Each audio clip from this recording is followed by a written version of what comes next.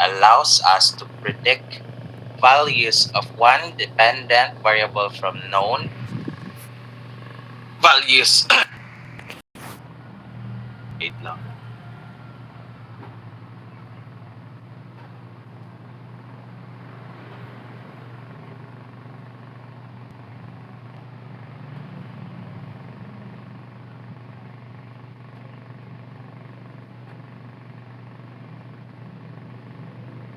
So again, regression is used to study the relationship between variables, so it can predict future values diet. Okay? So from known values of one or more independent variables. So again, regression studies the relationship between variables, and also it can use, or it is used to predict future values. So for example, i-predict na to ang exam score nimo using sa imong mga kwan sa katong example na to ganiha nga study hours na to nga gibuhat nga x tapos y, diba? So i-predict na to kung kwan kanang permi kag study, kung you have more time sa imong studying, then we can predict that your exam score will also get higher. Pero that depends sa data nga ato ang basihan.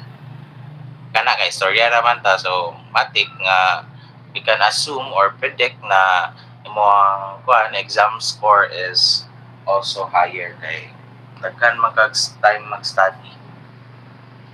Okay. So regression equation again is a kuan na siya formula used to predict a value. So if we know one variable, we can estimate another variable. So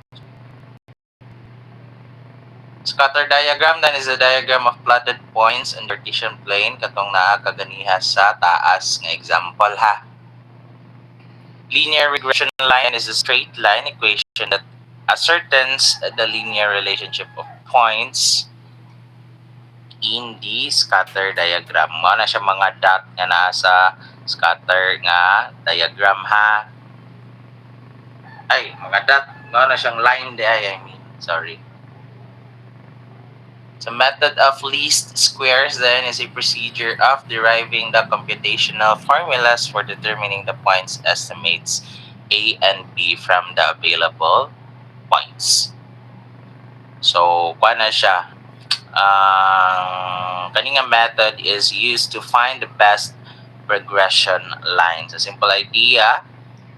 So, kanang, di ba, the line should be as close as possible to all data points. For example, kani dapat ba kani ang kanang mga dots mo na tong mga data points. So kibali ang kanadang line regression nato dapat dikit lang sila bitaw, kanang close lang sila with each other. Ana lang ang iya simple idea sa method of least squares. Gets ba? Ano man to? Gets?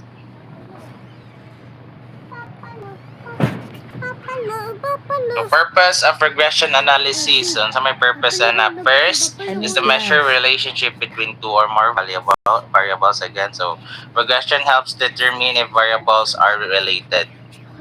To predict or estimate values of dependent variables from known values of independent variables. So regression can estimate future or unknown values ha.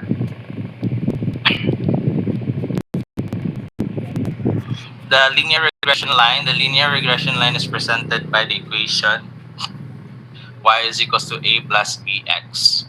So where a and b are constant, representing y-intercept and slope respectively, and y is the predicted value given by the regression line. So kani siya kay kung naman ni y-intercept naman ni nga formula.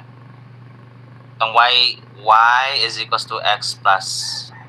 Itong na slope bitaw sa inyong kuan, sa inyong algebra. The same ra na sila taught aning regression line na equation.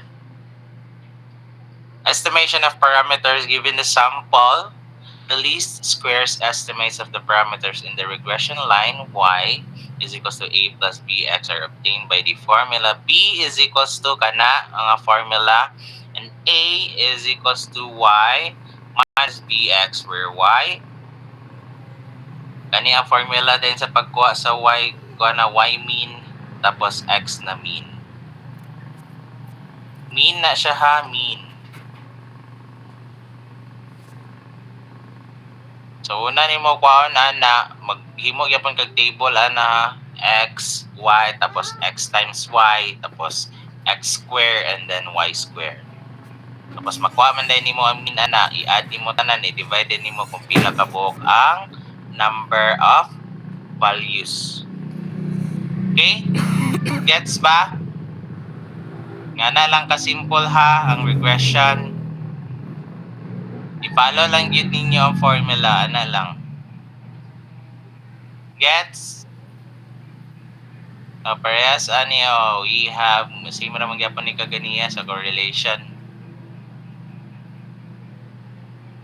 Same lang gyapon ang equals ang gigamit sa correlation. Galing lang dani sa atong regression, no need na magkuha sa y square, di ay x square lang.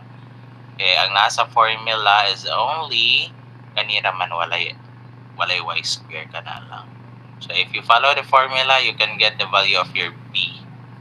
Ang b gani nato man na siya ang kuha na ka ng least square estimate.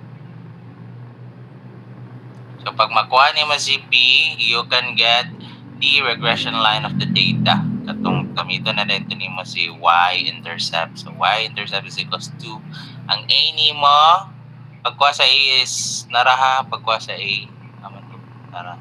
Y mean minus B times X mean. So una nimo kuhaon ang B gyud kay kailangan man nimo ang B sa imong formula sa pagkuha sa A. Okay? Gets ba? Any questions or clarifications? Wala, sa'yo na kayang correlation regression kay naman ko'y formula. Tapos, dali ra po siya masabtan. So, wala may questions. If you don't have any questions, I'll stop presenting my PDF na. Anas man din yung quiz sa inyohang kuhan, sa inyohang, so ganito.